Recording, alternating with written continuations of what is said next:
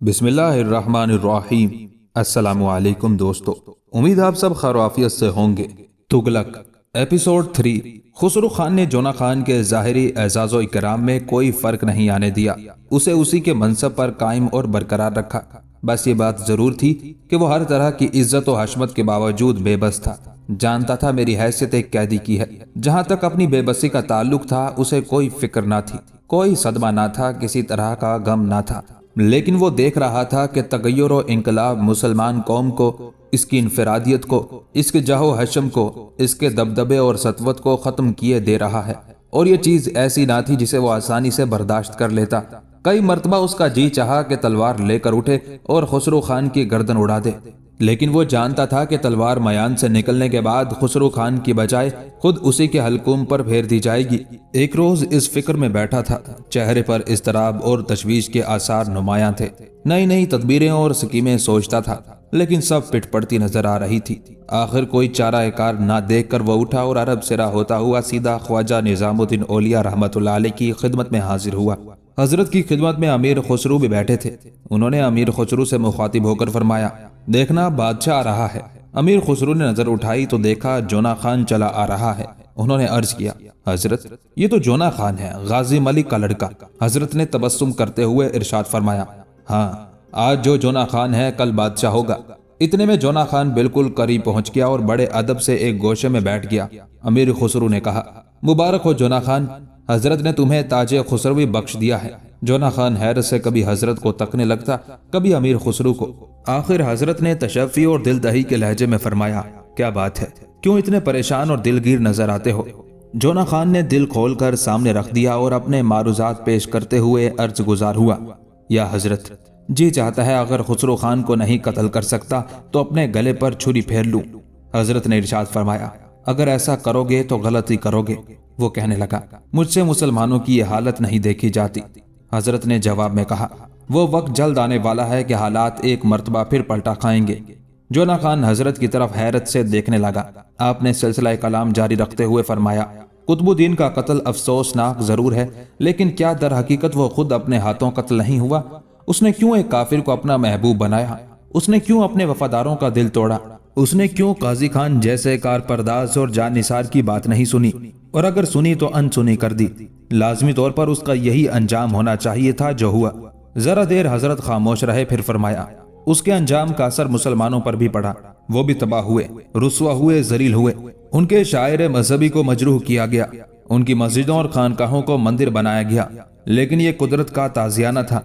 यकीनन इस हादसे ने मुसलमानों की आंखें खोल दी हैं। जोना खान बोल पड़ा, या हजरत, मुसलमानों को काफी सजा मिल चुकी। हजरत ने इरशाद फरमाया, हाँ, और अब इनाम का वक्त आ रहा है। यह हुकूमत जो फरेब, दगा और झूठ पर कायम है फना हो जाएगी। इसे इतनी जिंदगी भी नहीं मिलेगी जितनी कुतुबुद्दीन की हुकूमत को मिली थी। इसके बाद अच्छे, ईमानदार और मुसलमान हाथों में हुकूमत आएगी। हमारी आंखें तुम्हारे सर पर ताजे शहरियारी देख रही हैं। अब देखना है बरसरे इक्तदार आकर तुम क्या करते हो। ये अजीब और हैरत अंगेज बातें सुनकर जोना खान के बदन में झुरझुरी सी पैदा हो गई। वो हजरत के कदमों पर गिर पड़ा। उसने रोते हुए कहा, मैं बादशाह बनना नहीं चाहता था। मेरी ख्वाहिश सिर्फ ये है कि मुसलमानों का आफताब इकबाल घिन से निकल जाए। हजरत ने पुरसकून लहजे में फरमाया, ऐसा ही होगा। हजरत ख्वाजा निजामुद्दीन औलिया महबूब इलाही रहमतुल्लाह अलैह की बारगाह से जोना खान वापिस आया। उसका दिल मुतमईन था। जो बोझ सा महसूस हो रहा था कई दिन से, अब कहीं उसका पता न था। लेकिन ये इत्मीनान बेवजह न था। कुदरत ने अपना काम शुरू कर दिया था। हालात का रुख बदलने लगा था। खुसरो खान ने सुल्तान नासिरुद्दीन का लक़ब इख्तियार किया और रबीउल अव्वल 721 हिजरी में तख्त नशीन हुआ। तख्त नशीन होते ही उसने रातों रात जुमला अमायद सल्तनत, उमराए हुकूमत और सरदारान शहर को तलब किया और हल्फे वफादारी लिया। ये लोग आंखें मलते हुए आए और तख्ते सल्तनत पर खुसरो खान को मुतमक्कन देखकर हैरान रह गए। इताअत के सिवा कोई और चाराए कार न था। एक तरफ चमकती हुई तलवार थी जो शाहरग के बिल्कुल करीब चमक रही थी, दूसरी तरफ सेमो जर से भरी हुई थैलियां थी जो दस्ते आरजू से बिल्कुल करीब थी। इन लोगों ने तलवार का फरेब पसंद न किया, अलबत्ता सेमो जर की थैलियों पर हाथ डाला और उन्हें रख लिया। شہر کا مرحلہ اس طرح طے ہو گیا کہ کسی کو نقصیر تک نہیں پھوٹی اور خسرو خان کی بادشاہت کے سامنے سب نے سر جھکا دیا۔ رئیسوں، امیروں اور سرداروں کو اطاعت کا پروانہ اور ساتھ ہی ساتھ بیش بہا انعامات اور خلتوں کا پشتارہ روانہ کیا گیا۔ اطاعت کی صورت میں انعام مزید کا وعدہ، انکار کی صورت میں عتاب کی دھمکی۔ سب نے خسرو خان کی اطاعت منظور کر لی، لیکن دیپال پور کے حاکم غازی ملک کے تیور پر شروع ہی سے بل تھے۔ جب اس کے پاس خسرو کا خلت پہنچا تو ایک کہی نہ دو خلت کو اٹھا کر پھینک دیا اور خسرو خان کی تحقیر میں کوئی دقیقہ اٹھا نہ رکھا۔ بات یہ تھی کہ غازی ملک سلطان قطب الدین مبارک شاہ کو اپنا آقا اور مالک جانتا تھا اور اس کا بڑا احترام کرتا تھا۔ جس دن اس نے سلطان کے قتل کی خبر سنی تھی اسی دن سے بدلہ لینے کی ٹھان لی تھی، لیکن کر کچھ نہ سکتا تھا۔ اس کا بیٹا جونا خان دربار میں ملازم تھا اور خسرو خان کے بس میں تھا۔ غازی ملک بڑے قبیلے والا اور غیرت دار سردار تھا۔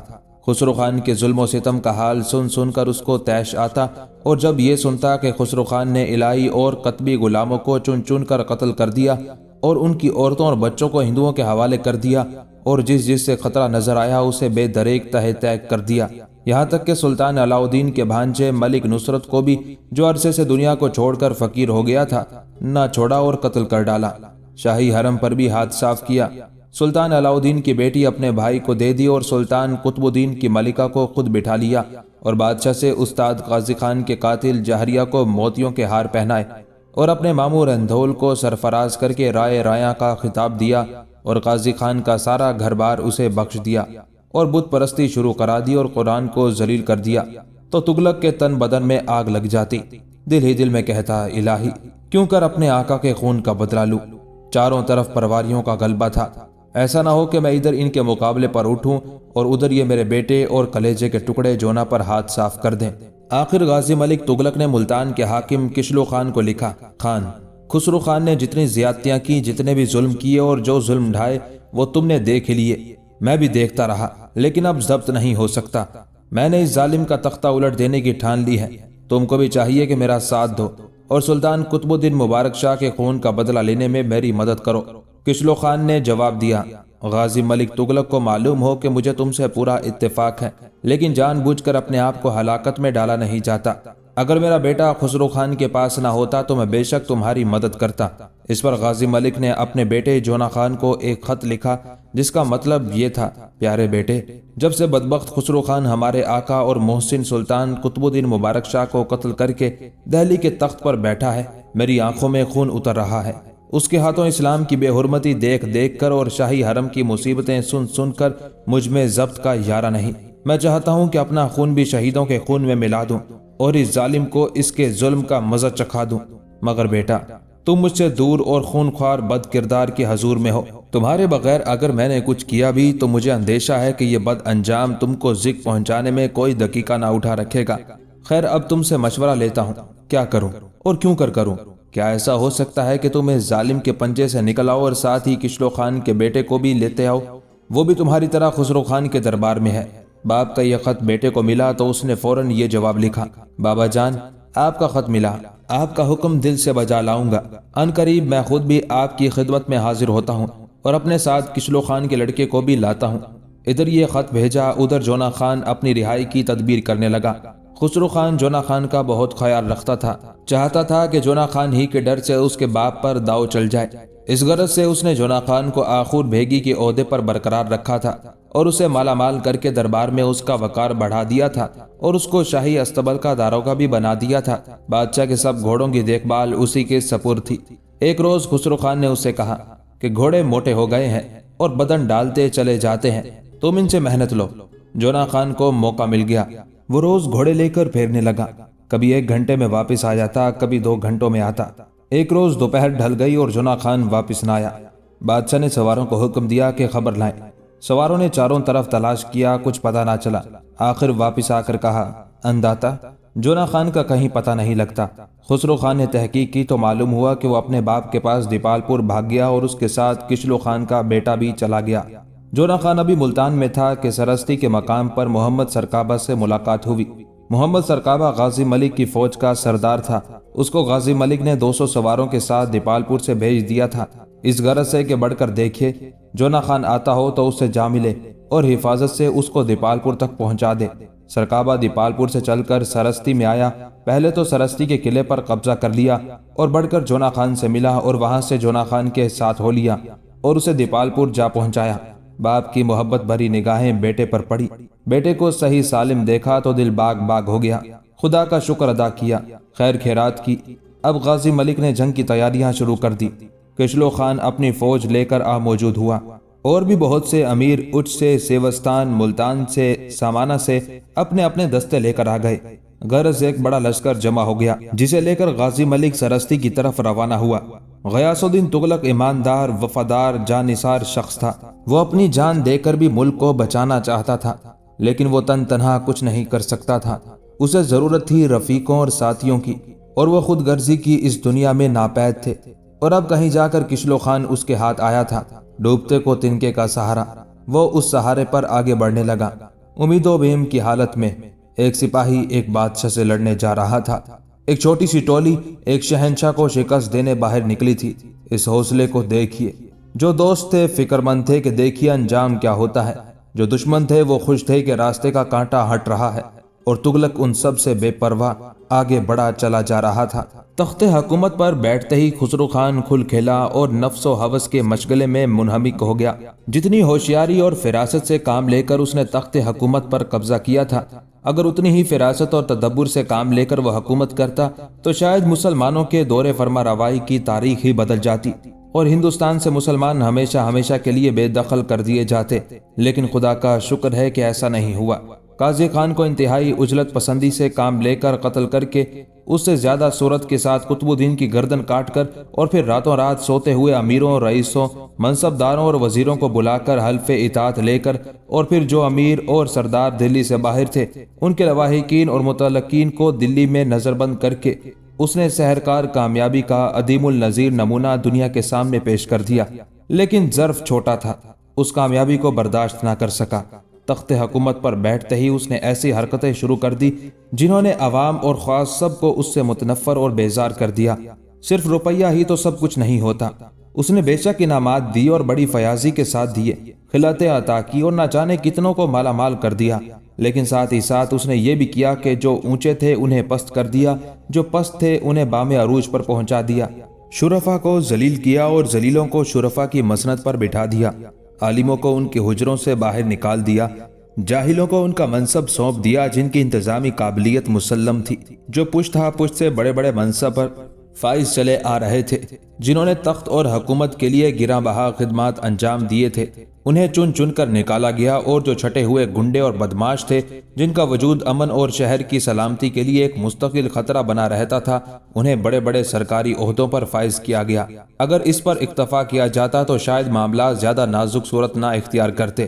دلی کے باشندے اس نئے حکمران کو برداشت کر لیتے، یہ دیکھ کر باہر کے لوگ بھی خاموشی سے سر تسلیم خم کر دیتے، لیکن غضب یہ ہوا کہ خسرو خان اپنی ہندویت کو چھپا نہ سکا، اتنے عرصے تک بھی نہ چھپا سکا کہ اس کی حکومت مستحکم ہو جاتی۔ اس نے اور اس کے نئے حکام و عمال نے، جو سب کے سب ہندو تھے، مسلمانوں کے مذہبی جذبات سے کھیلنا شروع کر دیا۔ مسجدوں سے مؤذن اور امام نکال دیے گئے، صدائے تکبیر و تحلیل بند کر دی گئی، اذان کی ممانعت کر دی گئی، بہت سی مسجدوں میں مورتیاں لا کر نصب کر دی گئی، گھنٹے بجنے لگے، بھجن ہونے لگے اور انہیں شیوالوں میں تبدیل کر دیا گیا۔ ہر نیا بادشاہ پرانے بادشاہ کے ارکان خاندان کا احترام کرتا ہے، ان کے لیے یہی سزا کافی سمجھی جاتی ہے کہ قدرت نے ان سے حکومت چھین لی، اقتدار سے محروم کر دیا۔ لیکن خسرو خان نے اس پر بھی بس نہ کیا، اس نے اس خاندان کے تمام مردوں کو قتل کر دیا، بچوں تک کو ڈھونڈ ڈھونڈ کر جمع کیا اور موت کے گھاٹ اتار دیا، عورتوں کی بے حرمتی کی اور جنہیں نگاہ انتخاب نے تاکا انہیں اپنے حرم میں داخل کر لیا۔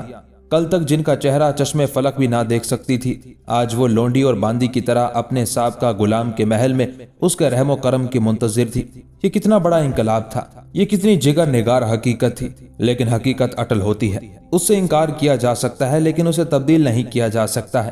یہ وہی کسر ہزار ستون تھا جس میں علاؤدین خلجی کبھی قیام کرتا تھا، اور اس کے دم سے یہ محل ساری دنیا کے لیے جذب آتش کا مرکز بنا ہوا تھا۔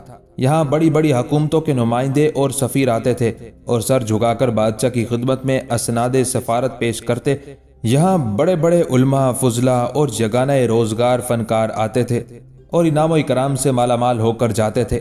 یہاں دور دیس کے تاجر اور سوداگر آتے تھے، और मुंह मांगी कीमत पर अपनी चीजें फरोख्त करके वापस जाते थे। यहाँ सुल्तान की मिजान अदल कायम होती थी और दूध का दूध और पानी का पानी अलग कर दिया जाता था। यहाँ से कोई फरियादी नाकाम नहीं जाता था। यहाँ की दादरसी सही और सफारिश से बेनायाज थी। बेगुनाह हंसता खेलता जाता था और गुनहगार इबरत अंगेज सजा का हुक्म सुनकर कांप जाता था। अलाउद्दीन खिलजी के नाम से शायान आलम कांपते थे। उस देश का वो पहला उलुल अज़्म फरमा रवा था जिसकी धाक मुल्क के चप्पे चप्पे पर बैठी हुई थी, जिसने निहायत सख्ती के साथ अवाम की राहत और आसाइश का हर हालत में ख्याल रखा था, जिसने ज़रूरियात ज़िंदगी से मुतालिक तमाम चीज़ें सस्ती कर रखी थी और मजाल नहीं कि एक पाई भी कोई ज़्यादा वसूल कर सके, जिसने मुसाफिरों के लिए थोड़े थोड़े फासले पर कुएं खुदवा दिए थे, कारवां सराय तामीर कराई थी जिनमें उनकी राहत और आसाइश का बंदोबस्त किया गया था, जो अपनी हिंदू और मुस्लिम रियाय को एक आंख से देखता था और उसमें किसी तरह की तफरीक रवा नहीं रखता था, जिसने कभी हिंदू को इसलिए जलील नहीं किया कि वो हिंदू था और मुसलमान को इसलिए सरबुलंद नहीं किया कि वो मुसलमान था। उसने दोनों को तरक्की, अरूज और फरोग के यकसा मौके मुहैया किए और जो अहलियत, काबिलियत और इस्तेहकाक की बिना पर बाजी ले गया उसकी हौसला अफजाई की, उसे नवाजा और हर तरह की सहूलतें अता फरमाई। फिर अलाउद्दीन अखलाक व आदात के लिहाज से जैसा कुछ भी था, लेकिन इससे इनकार नहीं किया जा सकता कि उसने अपनी हिंदू मुस्लिम रियाय के साथ यकसा और मसावियाना सलूक किया। बल्कि हकीकत और वाक़या यह है कि मुसलमानों पर हिंदुओं को तरजीह दी, और उसका सबसे बड़ा सबूत यह है कि उसने खुसरो खान को, जो एक हिंदू था, वो अरूज, वो फ़रोग बख्शा जो बड़े बड़े उमरा को हासिल नहीं था। और आज वही खुसरो खान अपने मुरब्बी शफीक और मोहसिन आका को कत्ल करके उस कसरे हजार सतून में रौनक का अफरोज था। महल की शहजादियां, साबिक बादशाह की बीवियां, लोंडियां बांदियां हाथ बांधे उसके सामने खड़ी थी और अपनी किस्मत का फैसला सुनने की मुंतजिर थी कि देखिए आज जमाना क्या रंग दिखाता है और किस्मत क्या फैसला करती है।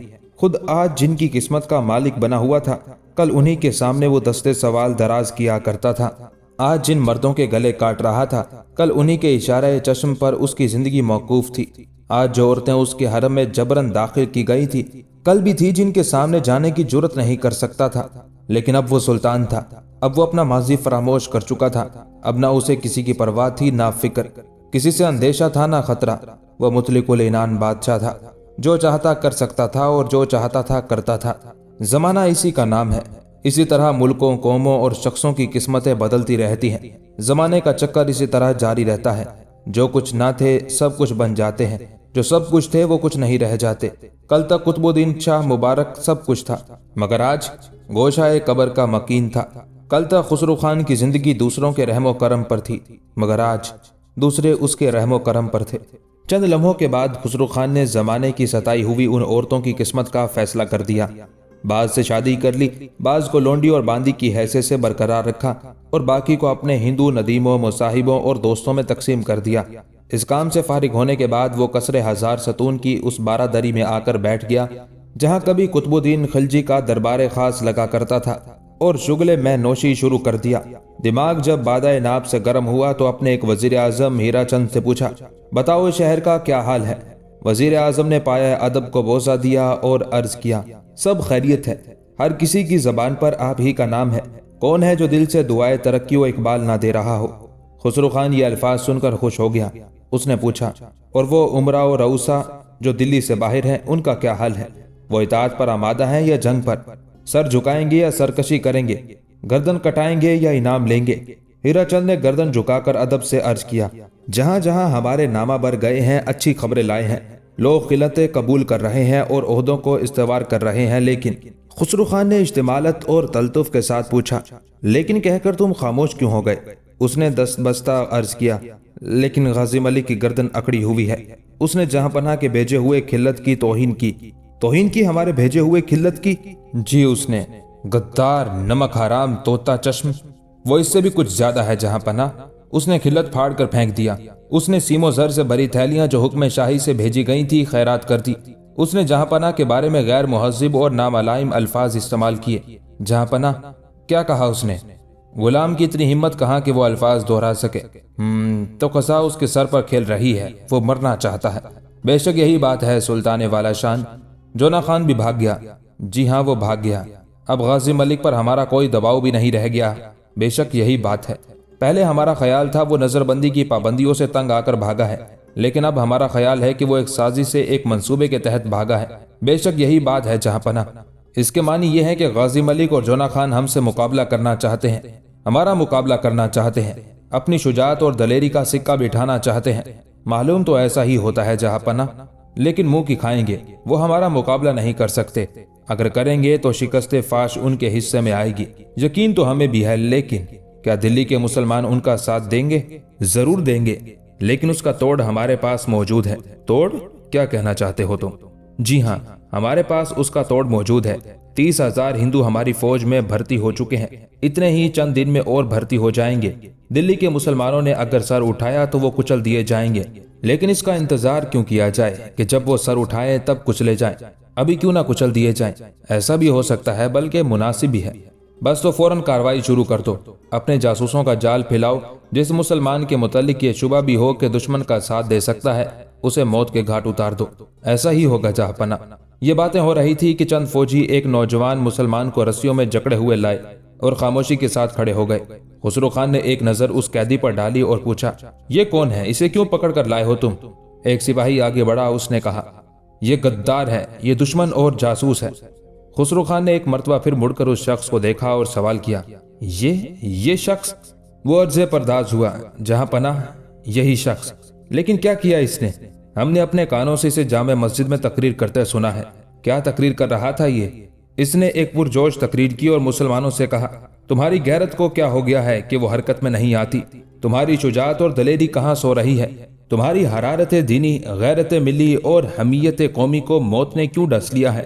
کیا اس سے بڑھ کر بھی کوئی حادثہ ہو سکتا ہے کہ ایک نمک حرام، غدار، غاصب اور بے دین شخص تمہارا حکمران، فرما روا اور بادشاہ بن بیٹھا ہے، اور تم نے بے چون چرا اس کی سلطانی تسلیم کر لی ہے؟ تمہاری تلواریں کند کیوں ہو گئی ہیں؟ تمہارے تیر بیکار کیوں ہو گئے ہیں؟ تمہارے نیزوں کو کیا ہو گیا ہے؟ تم کیوں نہیں کفن سر سے باندھ کر اٹھتے اور اس غاصب اور بے دین کی گردن قلم کر دیتے؟ خسرو خان کی آنکھوں سے شعلے برسنے لگے۔ اس نے نہایت برہمی اور اشتعال کے عالم میں پوچھا، اس نے یہ کہا؟ وہ فوجی بولا، جہاں پناہ اس نے اس سے بھی بہت زیادہ کہا، لیکن وہ الفاظ دہرانا میں مناسب نہیں سمجھتا۔ خسرو خان نے پوچھا، اور مسلمانوں نے کیا اثر لیا اس کی تقریر کا؟ وہ غیا ہوا اور اس کی تقریر نے آگ لگا دی۔ مسلمان جوش سے بے قابو ہو گئے۔ ایسا معلوم ہوتا تھا کہ اب یہ غدر ہو جائے گا، شہر میں بغاوت ہو جائے گی۔ جملہ حاضرین مرنے اور مارنے کو تیار ہو گئے، مسکراتے ہوئے۔ تو کہاں ہے وہ؟ کیا وہ مردان غازی اپنے شکار کو نشانہ کیے بغیر چھوڑ دیں گے؟ نہیں جہاں پناہ، انہیں مہلت نہیں دی جائے گی۔ شورش کا فوراً قلعہ کما کر دیا جائے گا، لیکن اس نے خود ہی ان لوگوں کو روک دیا بغاوت کرنے سے۔ کیا کہہ رہے ہو تم؟ اس نے عوام کو مشتعل بھی کیا اور پرسکون بھی کر دیا۔ اس نے بغاوت کی چنگاری روشن بھی کی اور بجھا بھی دی۔ اس نے شورش کی تلقین بھی کی اور امن کا سبق بھی دیا۔ کیا ایسا بھی ہو سکتا ہے؟ جہاں پناہ، اس نے حاضرین سے کہا، میں تمہارے اس جوش اور جذبے کی قدر کرتا ہوں، لیکن چند دن صبر کرو، ابھی میدان عمل میں اترنے کا وقت نہیں آیا۔ کیا آسمان سے فرشتوں کے نازل ہونے کا انتظار ہو رہا ہے؟ اس نے کہا، خاندان شاہی کے سب سے زیادہ جان نثار اور فداکار دو ہی شخص ہیں، غازی ملک اور جونا خان، اور یہ دونوں باپ بیٹے بہت جلد ایک فوج گراں لے کر پہنچنا چاہتے ہیں۔ جب ان کی فوجیں اس غاصب اور نمک حرام اور بے دین خسرو خان پر دھاوا کر رہی ہوں، اس وقت تم میدان میں اترنا اور اس کے نظام حکومت کو معطل کر دینا۔ یہ دوہری مار نہیں کھا سکے گا۔ خسرو خان بیٹھے بیٹھے یکدم کھڑا ہو گیا۔ اس نے کہا، کیا دلی میں ایسے لوگ بھی موجود ہیں؟ ایسا جاسوس؟ بگلی گھونسے۔ اور پھر وہ اس قیدی سے مخاطب ہوا، کیا نام ہے تیرا؟ قیدی نے کسی جھجک اور اضطراب کے بغیر جواب دیا، میرا نام حسام الدین ہے۔ خسرو خان برہمی کے ساتھ گرج کر بولا، تو حسام الدین ہے؟ اس نے کہا، حسام تلوار کو کہتے ہیں، اور میری خدا سے دعا ہے کہ وہ مجھے دین کی تلوار بننے کی توفیق مرحمت فرمائے۔ خسرو خان نے اور زیادہ مشتعل اور غضبناک ہو کر کہا، تیری یہ آرزو پوری نہیں ہوگی، ہماری تلوار ہی تیری زندگی کا فیصلہ کر دے گی۔ حسام الدین نے رسیوں میں جکڑے ہوئے کہا، ہاں تیری تلوار میرے گردن قلم کر سکتی ہے، تیرا ایک قلم میری زندگی کا خاتمہ کر سکتا ہے، لیکن میری موت مسلمانان ہند کی حیات نو کا پیش خیمہ ثابت ہوگی۔ تو قسمت کی زد میں آ چکا ہے، تجھے دنیا کی کوئی قوت نہیں بچا سکتی۔ کان کھول کر سن لے، غازی آ رہا ہے اور بہت جلد تیرے سر پر پہنچ جائے گا۔ وہ پیام قضا بن کر آئے گا، تو اس کے سامنے سے بھاگنا چاہے گا لیکن بھاگ نہیں سکے گا۔ ان الفاظ میں کچھ ایسا اثر، کچھ ایسا سحر تھا کہ خسرو خان گھبرا گیا۔ اس نے کہا، کیا تجھے پیغمبری کا دعویٰ ہے؟ کیا تو پیشن گوئی کرتا ہے؟ وہ بولا، استغفر اللہ، یہ جسارت مجھ سے نہیں سرزد ہو سکتی، میں تو ایک معمولی مسلمان ہوں۔ پھر تو نے اتنے عزم و یقین کے ساتھ یہ کیسے کہہ دیا؟ میرے اس دعوے کا تعلق مشاہدات سے ہے۔ میں جانتا ہوں غازی ملک آ رہا ہے اور تو اس کے سامنے نہیں ٹھہر سکے گا، بھلا آج تک شیر کے سامنے بکری ٹھہر سکی ہے؟ میں جانتا ہوں غازی ملک اور جونا خان کس غضب کے سرما ہے، تو اس کا مقابلہ نہیں کر سکے گا، بھلا پہاڑ سے ریت کی دیوار ٹکر لے سکتی ہے؟ میں جانتا ہوں غازی ملک کی فوج کار آزمودہ، سرد و گرم، چشیدہ، تجربہ کار اور فنون سپاہ گری میں ماہر ہے، اور تو نے جن آفاقی ہندوؤں کو بھیڑ بکری کی طرح اپنی فوج میں بھرتی کر لیا ہے اور جن عمرہ کی کثرت پر اترا رہا ہے، یہ لوگ جم کر 2 گھنٹے بھی میدان میں نہیں لڑ سکیں گے، اور یہ جو کچھ تو نے سنا وہ میں ہی نہیں جانتا ہوں، ہیرا چند تیرا وزیر اعظم بھی جانتا ہے، یہ فوجی دستہ جو مجھے گرفتار کر کے لایا ہے یہ بھی جانتا ہے، تیرا نمک حرام ماموں بھی جس نے قطب الدین کی جان لی اچھی طرح جانتا ہے، اس شہر کا ہر ہندو اور مسلمان جانتا ہے۔ میرے اس دعوے کا تعلق ابہام سے نہیں ہے، مشاہدات سے ہے۔ جس شخص میں ذرا بھی علم و دانش ہے وہ اسی نتیجے پر پہنچے گا جس پر میں پہنچا ہوں۔ تجھے یہ کیسے معلوم ہوا کہ غازی ملک آ رہا ہے؟ اس لیے کہ میں جانتا ہوں وہ حق شناس، ذمہ دار، وفادار اور خاندان شاہی کا جان نثار ہے۔ دلی کو بچانے کے لیے اگر وہ دیپال پور میں دنیا کی سب سے اجڑ، وحشی اور درندہ صفت قوم یعنی تاتاریوں سے لڑنے کے لیے پڑاؤ ڈالے پڑا ہے اور کئی مرتبہ انہیں ذلت بخش شکست بھی دے چکا ہے، تو یہ کیوں کر وہ گوارا کر لے گا کہ دلی کی حکومت تجھ جیسے محسن کش اور نمک حرام شخص کے ہاتھ میں آ جائے؟ وہ تاتاریوں سے لڑ سکتا ہے، تجھ سے نہیں لڑ سکتا۔ وہ تاتاریوں کا مقابلہ کر سکتا ہے اور تیرے سامنے سر جھکا دے گا۔ کیا ایسی انہونی بات ہو سکتی ہے؟ مجھ سے نہ پوچھ، ہیرا چند سے نہ پوچھ، کسی سے نہ پوچھ، اپنے گریبان میں منہ ڈال اور خود اپنے آپ سے پوچھ۔ ہیرا چند نے گرجتی ہوئی آواز میں کہا، تو نہیں جانتا بادشاہوں سے کس طرح گفتگو کی جاتی ہے؟ لازم ہے کہ ابھی اور اسی وقت تیری گردن اڑا دی جائے۔ حسام الدین نے حقارت کی ایک نظر پہلے ہیرا چند پر پھر خسرو خان پر ڈالی اور کہا، بادشاہ؟ کون ہے بادشاہ؟ ہیرا چند نے خسرو خان کی طرف اشارہ کرتے ہوئے کہا، کیا تو اندھا ہے؟ حسام الدین ہنس پڑا اور گویا ہوا، یہ بادشاہ ہے؟ ہیرا چند نے زور سے سر ہلایا اور کہا، ہاں، یہ ہیں اب ہندوستان کے نئے بادشاہ۔ حسام الدین نے انکار میں گردن ہلاتے ہوئے کہا، نہیں، یہ بادشاہ نہیں ہے، یہ لٹیرا ہے، یہ چور ہے، یہ ڈاکو ہے۔ خسرو خان کا سارا بدن کانپنے لگا، وہ زور سے چیخا، خاموش بے ادب! ہیرا چند نے تلوار میان سے نکال لی اور حملہ کرنے کے لیے لپکا، لیکن خسرو خان نے روکا، تم جاؤ ہیرا چند، یہ شخص ضرور قتل ہوگا، اسے دنیا کی کوئی طاقت نہیں بچا سکتی، لیکن ابھی نہیں، یہ ایک بہت بڑی شہادت ہے، اسے ضائع نہ کرنا چاہیے۔ ہیرا چند کے بڑے ہوئے قدم رک گئے۔ خسرو خان نے سلسلہ کلام جاری رکھتے ہوئے کہا، یقیناً یہ شخص غازی ملک اور جونا خان کا جاسوس ہے، اس سے بہت اہم باتیں معلوم ہو سکتی ہیں۔ پھر وہ حسام الدین سے مخاطب ہوا، کیا تو جونا خان کو جانتا ہے؟ وہ نہایت اطمینان سے گویا ہوا، بہت اچھی طرح، وہ میرا دوست ہے، ہم دونوں نے ایک ہی مکتب میں ساتھ ساتھ تعلیم حاصل کی ہے، کھیلے ہیں، پروان چڑھے ہیں، فنون سپاہ گری سیکھے ہیں۔ کیا تو اس سے نظر بندی کے زمانے میں ملا کرتا تھا؟ ہر روز اور کبھی کبھی دن میں کئی مرتبہ۔ تیری اور جونا خان کی ملاقات کہاں ہوا کرتی تھی؟ یہ نہیں بتاؤں گا، یہ بتانا پڑے گا تجھے۔ تو پوچھ لے پھر۔